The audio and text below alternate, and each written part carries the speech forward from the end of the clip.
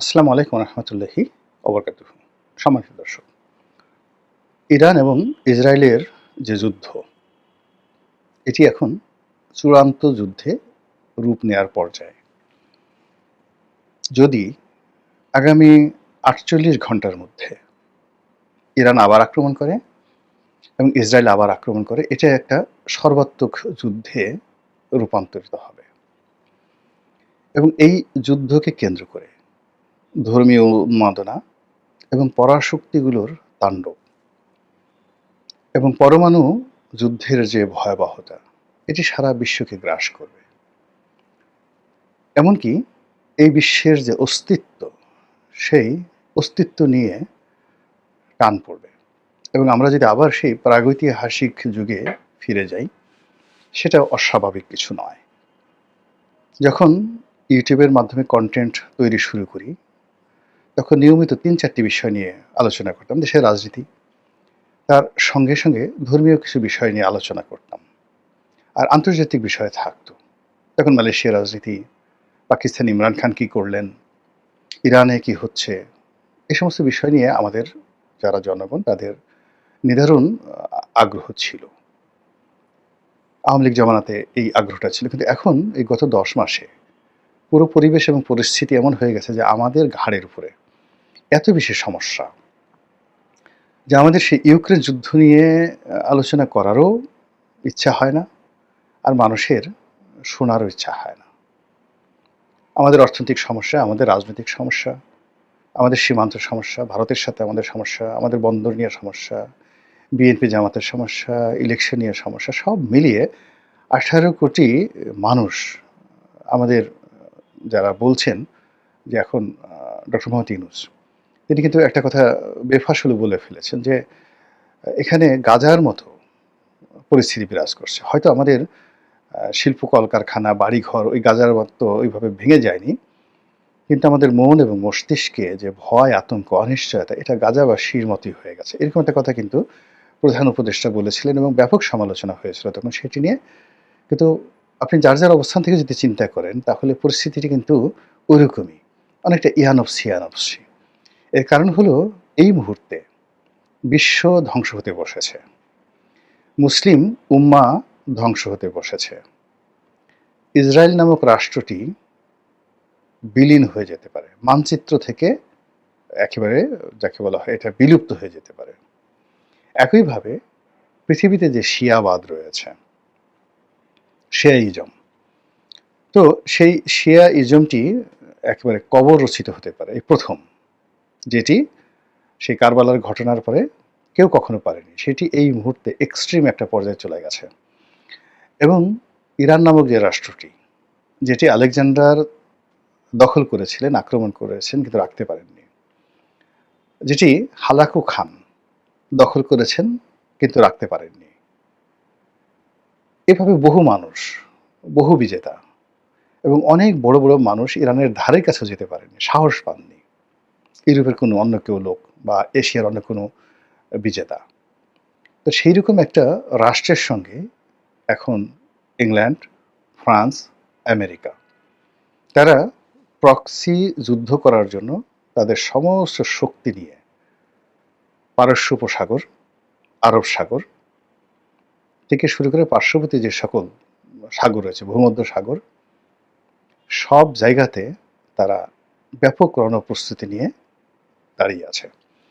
এবং তাদের পক্ষে প্রক্সি যুদ্ধ করার জন্য যে সকল বেজ রয়েছে পুরো মধ্যপ্রাচ্যে, তুরস্কে, কাতারে, জর্ডানে, ইরাকে, সৌদি আরবে, কুয়েতে এবং সবগুলো যে আমেরিকান বেজ এবং পশ্চিমা মিত্রশক্তিদের বেজগুলো সর্বোচ্চ সতর্কতা নিয়ে ইসরায়েলের পাশে দাঁড়ানোর জন্য রেডি হয়ে আছে।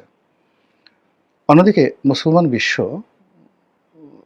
দাঁড়ানোর মতো হিম্মত আসলে কারণে একমাত্র পাকিস্তান ঘোষণা করেছে যে তারা ইরানের পাশে আছে।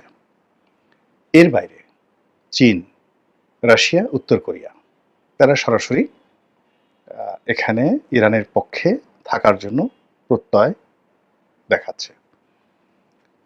দ্বিতীয়ত, গত ২ রাতে, অর্থাৎ আজকে 15 তারিখে মে মাসের জুন মাসের 15 তারিখে আমি এই কাজ ভিডিওটা করছি। এর আগে পরপর 2 রাতে ইরান যে আক্রমণ করেছে, আমরা প্রকৃত ঘটনা আসলে ওয়েস্টার্ন মিডিয়া কিভাবে দেখাচ্ছে সেটাও বুঝতে পারছি না।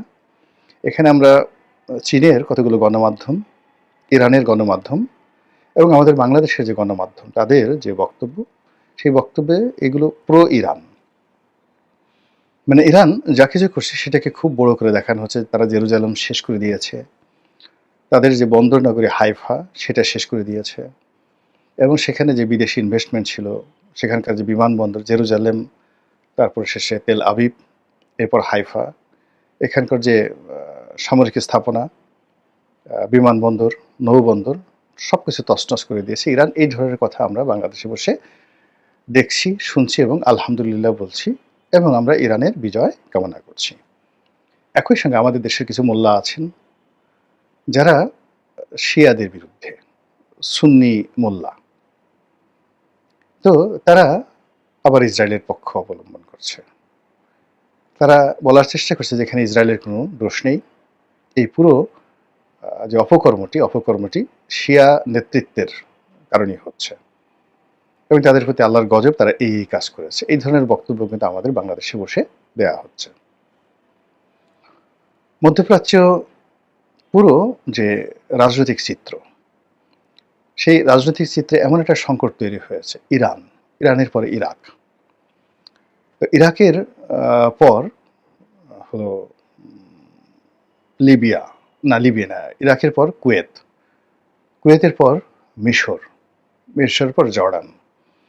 এই কয়টি দেশে এই যুদ্ধের ফলে এই সকল রাষ্ট্রের মানচিত্র বদল হওয়ার মতো উপায় হয়ে গেছে। এর কারণ হলো এখানে এরা সবাই আমেরিকার টাকায় চলে, আমেরিকার তাবেদার, ডাইরেক্ট, সরাসরি।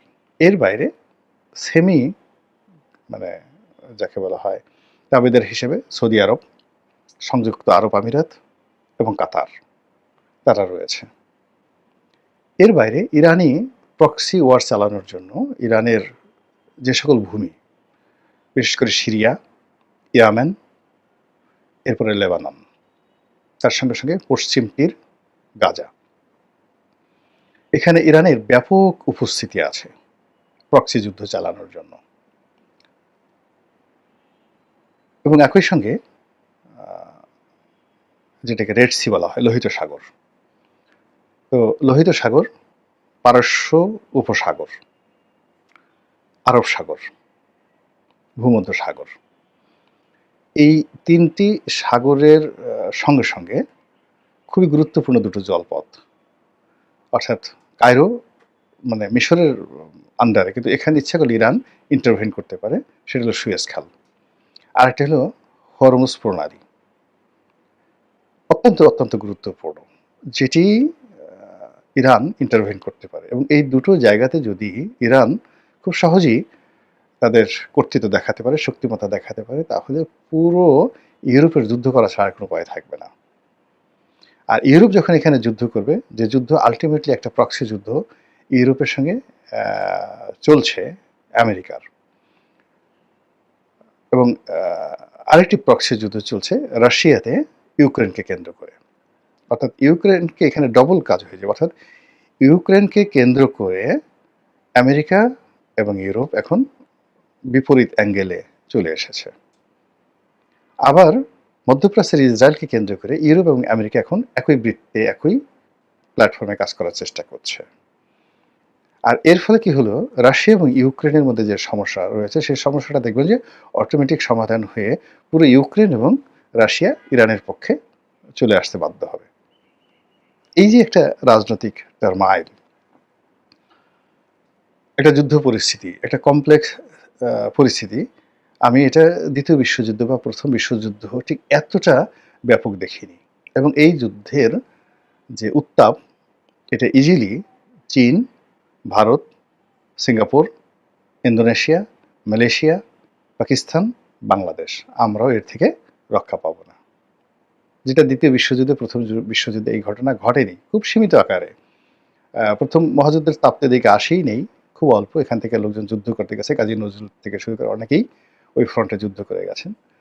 অনেকে তুরস্কের পক্ষে, অনেকে ইংরেজদের পক্ষে। আর দ্বিতীয় বিশ্বযুদ্ধ সেখানে মায়ানমার, সিঙ্গাপুর এই অঞ্চল পর্যন্ত কিছু যাকে বলা হয় কর্মকাণ্ড চলেছে, জাপানি আর্মি আর ব্রিটিশ আর্মি, এর বাইরে তেমন কিছু হয়নি। যা হোক, কিন্তু এইবার যদি এই যুদ্ধটা শুরু হয়ে যায় ব্যাপক আকারে, জাস্ট 15 দিনের মধ্যে আমাদের এই পাক ভারত উপমহাদেশের পুরো যে ক্ষোভ বিক্ষোভ যুদ্ধ, এটি মারাত্মক আকার ধারণ করবে এবং 2026 আমাদের জন্য দুর্ভিক্ষ, আমাদের জন্য দুর্ভাগ্য, এরকম নানা রকম আশঙ্কা কিন্তু আমাদেরকে তাড়া করছে, প্রাকৃতিক দুর্যোগ থেকে সবকিছু। তো এরই মধ্যে যারা ধর্মবিশ্বাসী, তাদের মধ্যে দুটো গ্রুপ আছে, যারা ইহুদি জাতি। তা আমরা যেভাবে দাজ্জালকে মনে করি যে আমাদের শত্রু, মুসলমানদের শত্রু, পৃথিবীর শত্রু, একচোখা দাজ্জাল, কিন্তু ইসরায়েলিরা বা ইহুদিরা মনে করে দাজ্জাল তাদের ত্রাণকর্তা। দাজ্জালের অধীনে তারা পৃথিবীতে একটা সাম্রাজ্য প্রতিষ্ঠা করবে এবং এরকম একটা যুদ্ধ এখন যে ওয়ারটা চলছে, সেই ওয়ারে যদি ইরানের পরাজয় ঘটে এবং ইসরায়েলের প্রভুত্ব প্রতিষ্ঠিত হয়ে যায়, তাহলে আরো অনেক দিন পর্যন্ত দাজ্জালের রাজত্ব এই পৃথিবীকে কাঁপাবে, যেভাবে আল্লাহ রাসূল সাল্লাল্লাহু আলাইহি সাল্লাম বলে গেছেন। ইসরায়েলের হুকুমের বাইরে, কথার বাইরে কেউ যেতে পারবে না। এবং দাজ্জাল সম্পর্কে যে সকল কাল্পনিক কথাবার্তা বা যে ধরনের মিথ আর ম্যাথোলজি চালু রয়েছে, সে মানুষের চেহারা দেখে, মুখ দেখে তার মনের কথা বলে দেবে। আচ্ছা, এখন চিন্তা করেন আমাদের যে আর্টিফিশিয়াল ইন্টেলিজেন্স, এই আর্টিফিশিয়াল ইন্টেলিজেন্স কিংবা ধরেন ইসরায়েলের তৈরি ফেসবুক কিংবা অন্যান্য যে সকল এআই প্রযুক্তি রয়েছে, সে তো আপনার মুখ দেখে, আপনি মোবাইলে পাশে রাখেন, আপনার শব্দ শুনে, আপনার মুখ দেখে সঙ্গে সঙ্গে বলতে পারে আপনি কি চান। আপনি কি ইসলামী ওয়াজ শুনতে চান না পর্নো ভিডিও চান? আপনি কোন ধরনের বিজ্ঞাপন চান? আপনি কি চান? সব আপনার সামনে হাজির করে দিচ্ছে। এটা কি দাজ্জাল নয়? দাজ্জাল তো এসে গেছে। এরপরে সে যে সকল আল্লাহ রাসূল বলে গেছেন যে আপনাকে মানুষের দেখে দেখে সবকিছু বলতে পারবে এবং সে ইচ্ছা করলে যেকোনো মানুষকে তার প্রাণ দিয়ে দিতে পারবে। আর ইচ্ছা করলে যেকোনো মানে মৃত মানুষকে সে জীবিত করতে পারবে। জীবিত মানুষকে মুহূর্তের মধ্যে সে তার কথায় স্পট ডেথ ঘটিয়ে দিতে পারে। আপনি চিন্তা করুন যে প্রায় ২,৫০০ কিলোমিটার দূরত্ব, ২,৫০০ কিলোমিটার তেল আবিব থেকে তেহরান পর্যন্ত। তো তেহরানের শহরের একটা বিল্ডিংয়ের একটা অ্যাপার্টমেন্টে ধরুন সেখানকার সেনাবাহিনীর দ্বিতীয় গুরুত্বপূর্ণ ব্যক্তি, আমাদের দেশে যেভাবে সিজিএস বলি, তো এরকম সেনাবাহিনীর সেনাপ্রধানের পরে যে দ্বিতীয় গুরুত্বপূর্ণ ব্যক্তি সিজিএস, তো তিনি একটা অ্যাপার্টমেন্টে থাকেন। তেল আবিব থেকে সে ক্ষেপণাস্ত্র ছুড়ল, সেই ক্ষেপণাস্ত্র গিয়ে তেহরান নগরীর ঠিক সেই অ্যাপার্টমেন্টটাকে ধ্বংস করে দিয়ে পুরো ফ্যামিলিটাকে শেষ করে দিল। তাদের টার্গেট লক্ষ্যে অন্য কোনো অ্যাপার্টমেন্ট নষ্ট হলো না, ভাঙলো না। আচ্ছা, আপনি এটাকে কি দাজ্জাল বলবেন না কি বলবেন বলেন তো?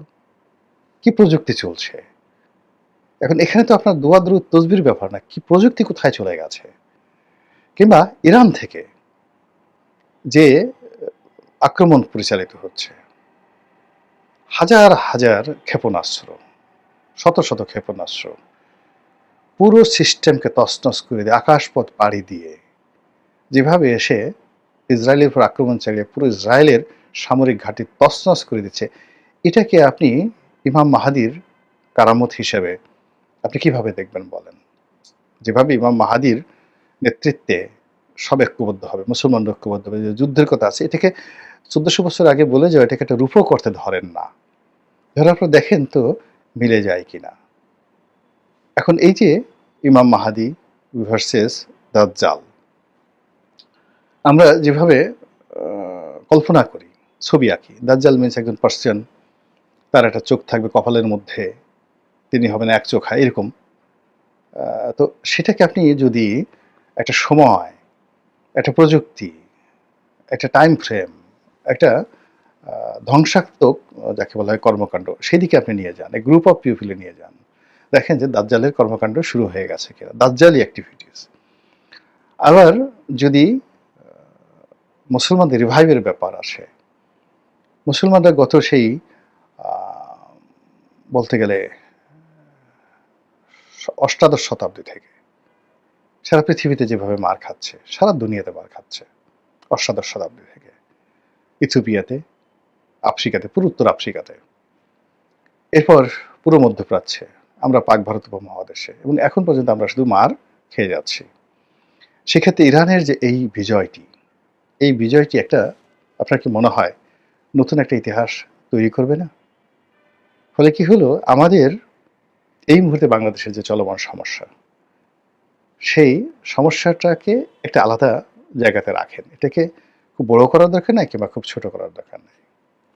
আর এরপরে আপনি একটু চলে যান সেই বৈশ্বিক সমস্যাতে, ইরান এবং ইসরায়েলের সমস্যাটাতে। যে সমস্যাটা যদি বিস্তার লাভ করে সমাধান না হয়, সেটা আমাদের এই যে বর্তমান যে আঞ্চলিক সমস্যা আছে, এই সমস্যাটাকে ১০০ গুণ বাড়িয়ে দেবে। আল্লাহ এই পৃথিবীকে ধ্বংস করবেন, কিয়ামত নাজিল হবে, এগুলো আল্লাহ বলে দিয়েছেন। তবুও আমরা জীবদ্দশায় সেই আমাদের সামনে কিয়ামত হোক, আমাদের সামনে দাজ্জাল আসুক, আপনারা চাইতে পারেন, আমি আসলে এগুলো চাই না। আমি সাধারণভাবে মরতে চাই, সাধারণভাবে আল্লাহর ক্ষমা চাই, আল্লাহর আশ্রয় চাই, শান্তিপূর্ণ একটা পৃথিবী দেখতে চাই। আল্লাহ আমাদের সবাইকে হেদায়েত দান করুন এবং হেফাজত করুন। আসসালামু আলাইকুম ওয়া রাহমাতুল্লাহি ওয়া বারাকাতুহু।